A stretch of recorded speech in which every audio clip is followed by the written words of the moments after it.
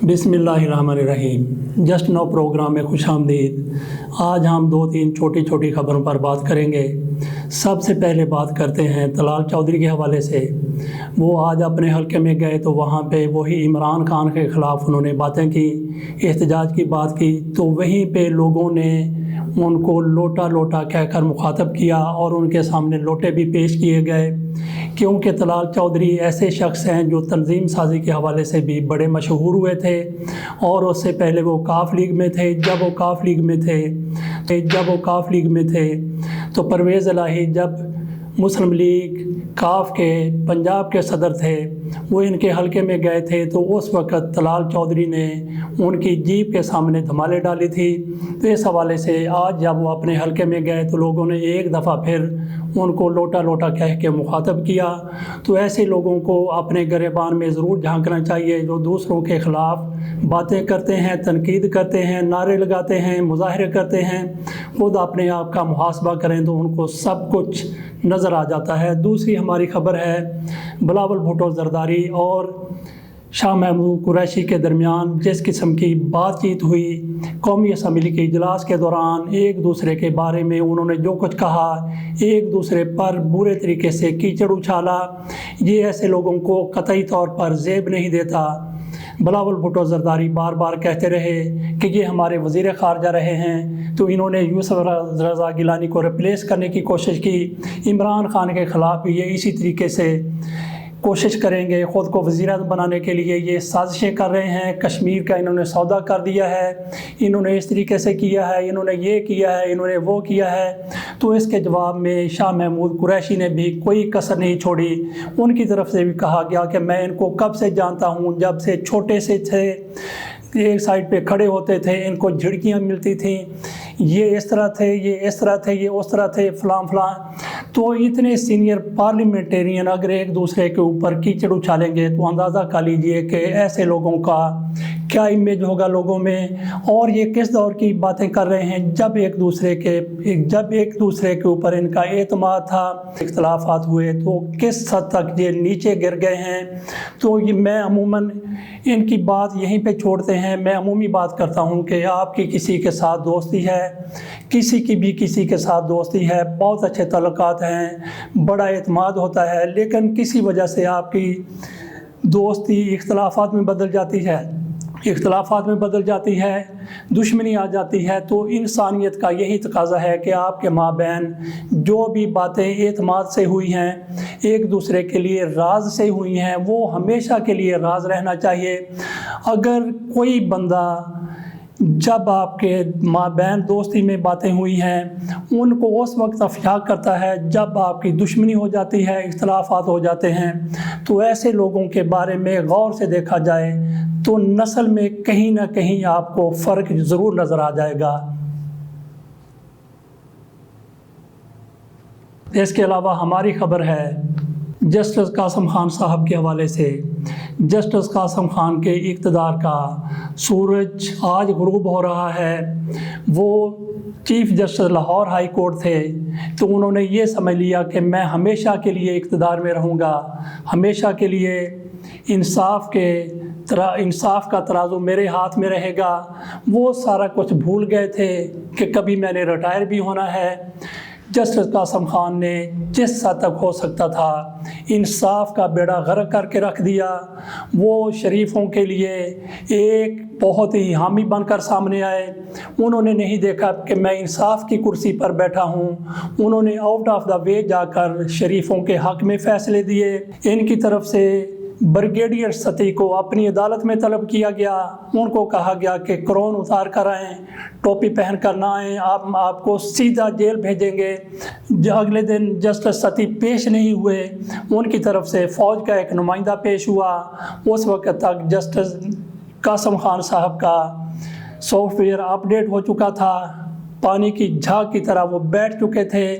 बिल्कुल एक बात भी उन्होंने सती साहब के हवाले से नहीं की। और फिर इनकी अदालत में ही एक एसपी हफीज़ बूटी का केस आया। उस हवाले से भी इन्होंने कहा कि कल ये वर्दी पहन कर ना आएँ, کل یہ قرآن اتار کر آئے، میں نے ان کو 6 مہینے جیل بھیجنا ہے۔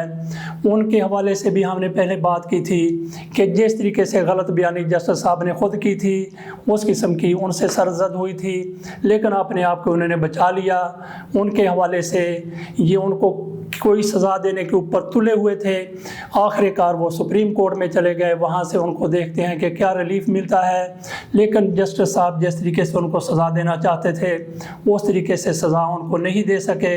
کل ان کا آخری کیس ان کے سامنے لگے گا تو دیکھتے ہیں کہ معاملہ سپریم کورٹ میں بھی ہے اور ان کے پاس بھی ہے۔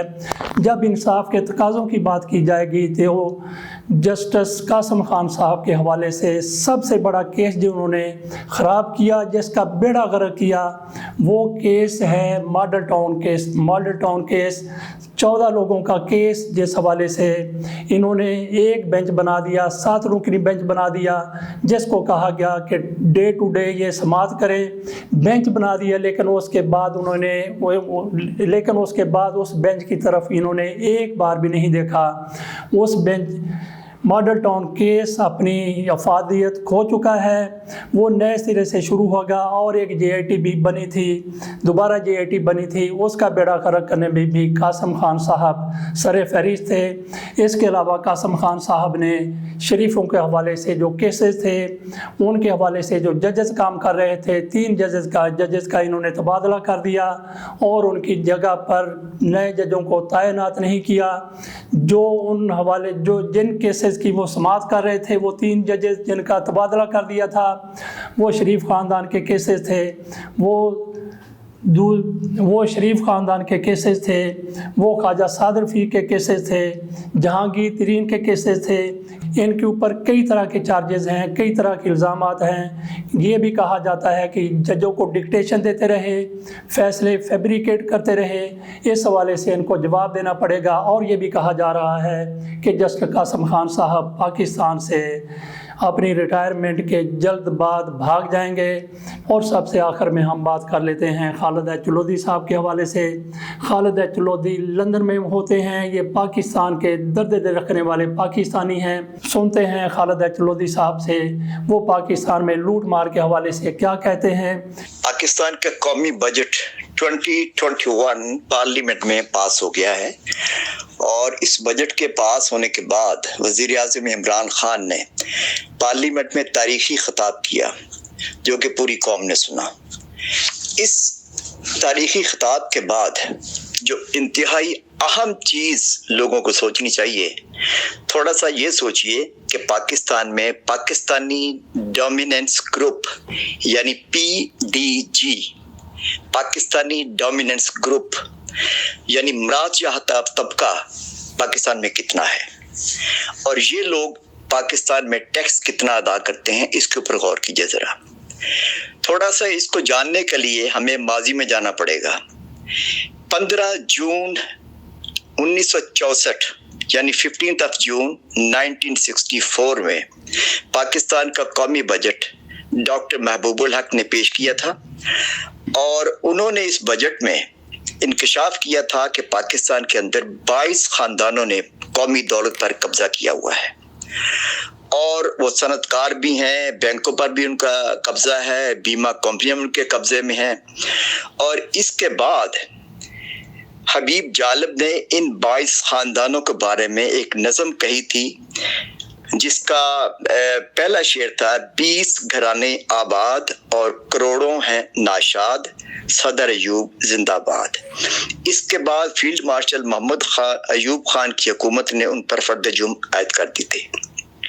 اس کے علاوہ 22 خاندانوں کے بارے میں ممتاز محقق AR شبلی نے بھی کتاب تحریر کی تھی، جن میں ان خاندانوں کا مکمل کچھا چٹا بیان کیا گیا تھا۔ تو اب یہ صورتحال یہ ہے کہ پاکستان میں اس وقت 22 خاندانوں کے علاوہ کئی 100 خاندان قومی دولت پر قابض ہیں۔ ان میں سب سے بڑے 2 خاندان ہاؤس آف شریف اور ہاؤس آف زرداری ہیں۔ یہ خاندان پاکستان میں پاکستانی ڈومیننس گروپ یعنی PDG میں شامل ہوتے ہیں۔ یہ لوگ نہ تو ٹیکس ادا کرتے ہیں اور نہ ہی کسی قسم کی امداد دینے کے لیے عوام سے रजू करते हैं। ये वोट लेते हैं और वोट लेकर असम्बलियों में आ जाते हैं और कौमी दौलत लूटते हैं। हमने देखा कि इन्होंने पाकिस्तान की कौमी दौलत 30 सालों में लूटी और ये दौलत अभी तक वापस नहीं लाई जा सकी। अब होना ये चाहिए, हमें अपने आप से पूछना चाहिए कि हमने इनको बार बार इक़्तिदार में क्यों लाया और इनको कौमी खजाना लूटने की हिम्मत क्यों हुई, और फिर ये कि मौजूदा हुकूमत अभी तक इनसे कौमी दौलत वापस क्यों नहीं ले सकी। ये बहुत इंपॉर्टेंट क्वेश्चन है, ये सोचना चाहिए। कौमी खजाना लूटने वालों को कौमी मुजरिम करार देकर इनकी तस्वीरें पार्लियामेंट के अंदर या पार्लियामेंट के रिसेप्शन पर लगानी चाहिए। खास तौर पर जिन लोगों ने, जिन खानदानों ने कौमी दौलत लूटी है, उनकी तस्वीरें पार्लियामेंट के रिसेप्शन पर आवेज़ा करनी चाहिए और कम से कम पार्लियामेंट के बाहर लिख दिया जाना चाहिए कि ये लोग पार्लियामेंट में कौमी दौलत लूटते हैं, आते हैं और फिर कौमी दौलत लूटते हैं। क्योंकि हमारी अदालतें बेबस हो चुकी हैं, ना तो इनके खिलाफ कोई कार्रवाई होती है और ना इनसे कौमी दौलत लूटी जाती है। ये लोग ना तो टैक्स पे करते हैं, इनमें जिम्मेदार, वडेरे और बिजनेसमैन शामिल है और जो कि अब कब्जा ग्रुप की शक्ल अख्तियार कर चुके हैं।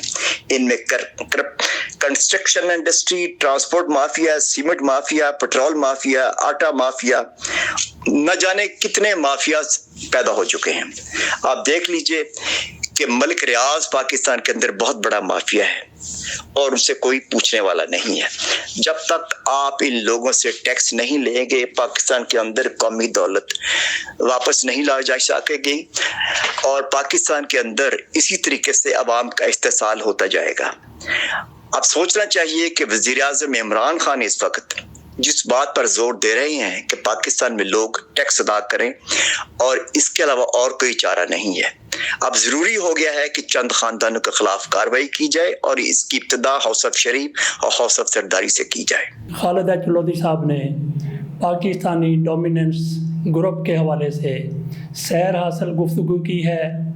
अगर इमरान खान इस ग्रुप पर जिससे कभी रिकवरी नहीं हुई इस पर काबू पा लेते हैं, इसका मुहासबा कर लेते हैं, तो उसके दो फ़ायदे होंगे। एक तो पाकिस्तान से हमेशा के लिए करप्शन का ख़ात्मा हो जाएगा, पाकिस्तान से करप्शन जड़ से उखड़ जाएगी, पाकिस्तान से करप्शन का बी मारा जाएगा। और दूसरा फ़ायदा इससे ये होगा कि पाकिस्तान के तमाम दलदर, तमाम मसाइल, तमाम तकलीफ़ें, तमाम कर्ज़े वो दूर हो जाएंगे, वो उतर जाएंगे अगर इमरान खान इन लोगों का मुहासबा कर लेते हैं। खालिदा चलौदी साहब का बहुत बहुत शुक्रिया। इसके साथ ही इजाज़त दीजिए। अल्लाह हाफ़िज़।